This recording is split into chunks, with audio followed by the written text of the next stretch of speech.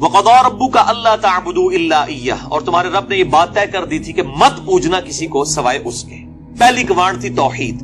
دوسری وَبِالْوَالِدَيْنِ إِحْسَانًا، اور ماں باپ کے ساتھ احسان کرنا. قرآن حکیم میں کم از کم 4 مقامات پہ توحید کے فوراً بعد اللہ تعالیٰ نے ماں باپ کا ذکر کیا، اور اس کا ضربہ سلام ایپیکس یہ ہے سورہ بنی اسرائیل. اس سے زیادہ کہیں نہیں ڈیٹیل آئی ہے، اور نہ سینسٹیویٹی کا لیول. اما یبلغن عندک الکبر، اگر وہ پہنچ جائیں تمہاری موجودگی میں بڑھاپے کی حالت کو، احدہما او کلاہما، چاہے دونوں میں سے ایک چاہے دونوں.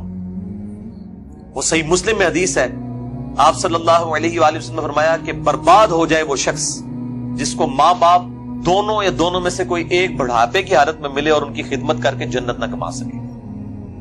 یہ صحیح مسلم میں ہے. مسلم میں تو اتنی ہی ہے، لیکن ترمذی کے اندر اور مستدرک للحاکم میں وہ بڑی ڈیٹیل حدیث ہے کہ آپ صلی اللہ علیہ وآلہ وسلم 3 سیڑھیاں چڑھے. پہلی سیڑھی پہ فرمایا آمین، پھر دوسری پہ آمین، پھر تیسری پہ آمین. پوچھا گیا تو آپ فرمایا کہ جبرائیل علیہ السلام آئے تھے، انہوں نے کہا کہ آپ اللہ کے رسول صلی اللہ علیہ وآلہ وسلم میری دعا پہ آمین کہیں کہ برباد ہو جائے وہ شخص جس کے سامنے آپ کا ذکر ہو اور وہ آپ پر درود شریف نہ پڑھے، اللہم صلی علی محمد وعلی آل محمد. تو میں نے کہا آمین. پھر انہوں نے کہا کہ برباد ہو جائے وہ شخص کہ جس کو ماں باپ یہ دونوں یا دونوں میں سے ایک کو بڑھاپے کی حالت ملے، ان کی خدمت کر کے وہ جنت تک کما سکے. میں نے کہا آمین. اور تیسرا، برباد ہو جائے وہ شخص جس کو رمضان کا مہینہ ملے اور وہ اپنی مغفرت نہ کروا سکے. آپ نے فرمایا آمین. مختلف طریق میں یہ ترتیب ڈیفرنٹ ہے. بہرحال یہ تینوں باتیں، اور مسلم شریف میں اتنے الفاظ ہیں، وہ صحیح مسلم میں کہ برباد ہو جائے وہ شخص جس کو ماں باپ دونوں یا دونوں میں سے ایک بڑھاپے میں ملے اور وہ ان کی خدمت کر کے بخشش نہ کر سکے. یہ تو ایک ہے، یہ سائملٹینیس کنٹراسٹ. دوسری طرف یہ ہے کہ اگر وہ پہنچ ہی جائیں تمہارے سامنے دونوں یا دونوں میں سے ایک بڑھاپے کی حالت میں، فلا تقل لہما اف، ان کو اف تک بھی مت کہنا. اف کی ٹرانسلیشن پنجابی میں ہو سکتی ہے آپ کہہ رہے ہیں کہ جی تسی یہ کہو چپ کر کے بیٹھے رہو، تانوں نہیں پتا. یہ تے اللہ دے بندے ہو، یہ تے گال ہے. اللہ دے نزدیک تو اتنی بڑی یہ چیز ہے. اللہ تو کہہ رہے ہیں کجروی سے یہ بھی نہیں کہنا یعنی وہ بات کر رہے ہیں اور آپ ان کو صرف اتنا رسپانس کرتے ہیں بس ایویں ہی لگا ہوئے. یہ بھی نہیں، جملہ بھی نہیں بولتے. آپ کہتے ہیں ہاں تاک لے، یہ اس کو منع کیا گیا ہے. وہ تو بہت بڑی بات ہے. ان کو اف تک بھی مت کہنا. ولا تنہرہما، اور ان کو مت جھڑکنا. وَقُلْ لَهُمَا قَوْلًا كَرِيمًا، اور بات بڑی نرمی سے ان کے ساتھ کرنا. وَاخْفِضْ لَهُمَا جَنَاحَ الذُّلِّ مِنَ الرَّحْمَةِ، اور اپنے عاجزی کے ساتھ کندھے جھکا کے رکھنا ان کے سامنے. یعنی آپ غیر اللہ کے سامنے جھک نہیں سکتے اتنا کہ آپ کے ہاتھ گھٹنوں تک لگ جائیں. ماں باپ کے سامنے بھی آپ اتنا جھکیں کہ ہاتھ گھٹنوں تک نہ لگیں، یعنی حالت رکوع نہ بنے. اس سے پہلے یعنی آپ نے ایسے ان کے سامنے رہنا، جی ابا جی، جی امی جی، اس طرح اپنے عاجزی کے ساتھ کندھے جھکا کے رکھنا. وَقُلْ رَبِّ ارْحَمْهُمَا كَمَا رَبَّيَانِي صَغِيرًا، اور ان کے لیے دعا کرنا ہے رب ان دونوں پر رحم فرما جس طرح بچپن میں انہوں نے مجھے رحم کر کے پالا تھا. اور یہ وجہ بھی بتا دی کہ بچپن میں چونکہ انہوں نے پالا ہوا ہے، سب سے لاچار انسان کا بچہ ہے. بلی کے بچے کو آپ اس ٹیبل پہ رکھ دیں نیچے نہیں گرے گا، اور انسان کا آپ سال کا بچہ بھی رکھ دینا، وہ اگر کروٹ لیتا ہے تو گر پڑے گا. اس کو نہیں عقل کہ میں نے نیچے گرنا ہے یا نہیں گرنا. اتنا لاچار ہے انسان. اسی لیے انسان کے ماں باپ کو اتنا حق دیا گیا، چاہے وہ مشرک ہی کیوں نہ ہو. دنیاوی معاملے میں ان کے ساتھ معروف طریقے سے چلنا ہے. یہ حضرت لقمان کی جو نصیحت ہے، میرا بھی وہ لیکچر بھی ریکارڈ ہوا ہے، مسئلہ 176 میں نے بتایا.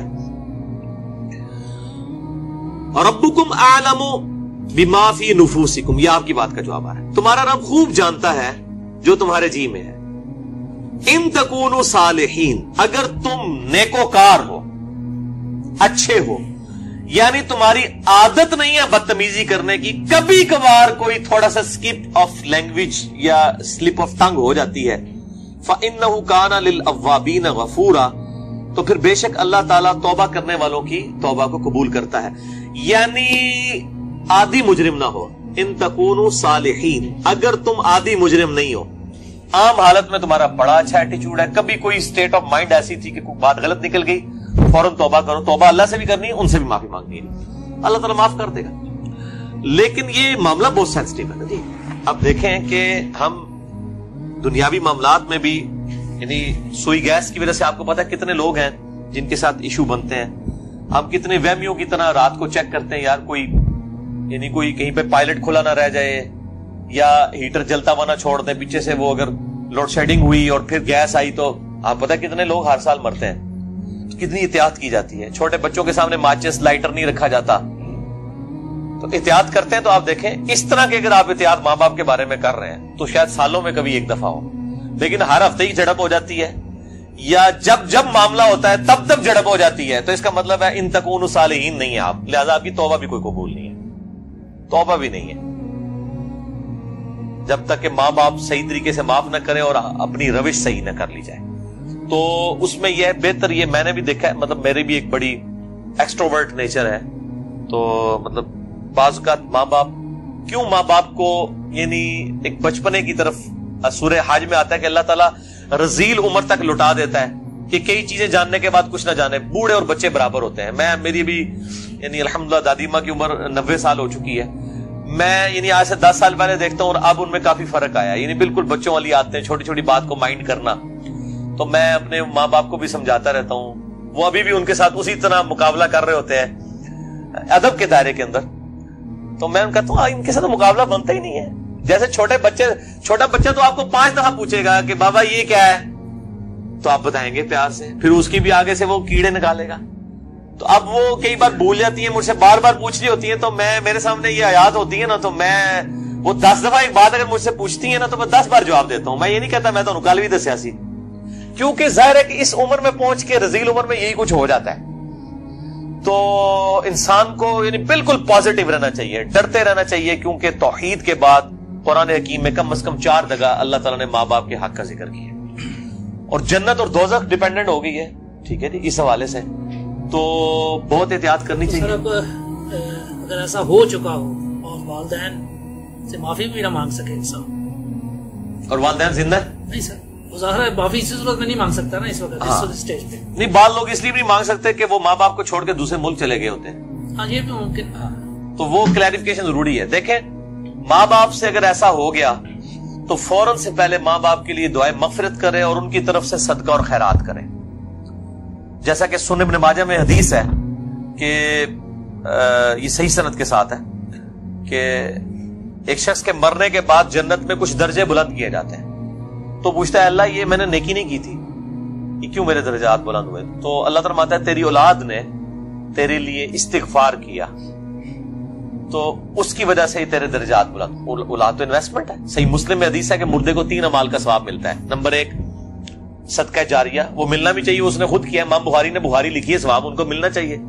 میری اب ویڈیوز ریکارڈ ہو رہی ہیں، میرے مرنے کے بعد بھی لوگ دیکھیں گے، اس کا ثواب مجھے ملنا چاہیے کیونکہ میں نے الحمدللہ اس پہ محنت کر کے اللہ کے لیے اخلاص کے ساتھ ریکارڈنگ کی ہے. تو میرا ہی عمل ہے، مجھے مل رہا ہے، مرنے کے بعد بھی ملے گا. نمبر 2 علم کی بات، جیسے امام بخاری نے اب صحیح بخاری لکھی ہے تو وہ علم لوگوں تک پہنچایا ہے، ان کو مرنے کے بعد بھی ثواب ملے. کسی نے مسجد کے اندر کوئی پنکھا لگوایا ہے، صدقہ جاریہ ہے، مرنے کے بعد ثواب ملے. اور تیسرا کیا کہ نیک اولاد، نیک اولاد جو دعا کرتی ہے، نیک اولاد جو صدقہ کرتی ہے. مسئلہ نمبر 74 میرا بڑے لوگ دیکھ چکے ہیں، 1 لاکھ سے زیادہ اوپر اس کے ویورز ہیں اور اس کے کلپس تو لاکھوں تک ہیں. اس میں نے بتایا کون کون سے موڈ ہیں میت تک نفع پہنچانے کے. صدقہ و خیرات ماں باپ کی طرف سے کریں تو انشاءاللہ قیامت الدین اللہ تعالیٰ آپ کے ماں باپ کو آپ سے راضی کر دے گا. جب ان کو مرنے کے بعد آپ کی دعاؤں سے نفع ملے گا تو بڑے خوش ہوں گے کہ ہمارے بچوں نے ہمیں مرنے کے بعد یاد رکھا.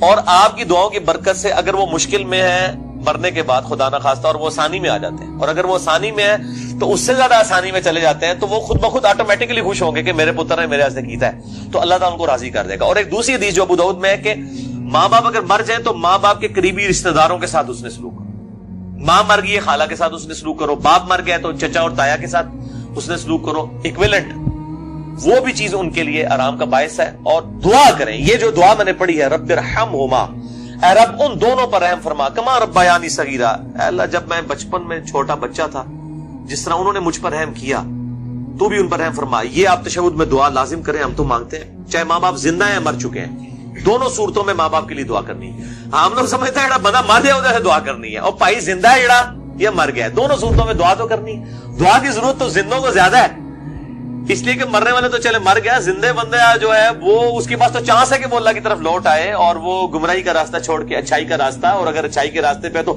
استقامت اختیار کرے تو دعا کرنی چاہیے. اور یہ دعا ضرور کرنی چاہیے، اللہم اہدنا الصراط المستقیم، صراط الذین انعمت علیہم غیر المغضوب علیہم ولا الضالین آمین.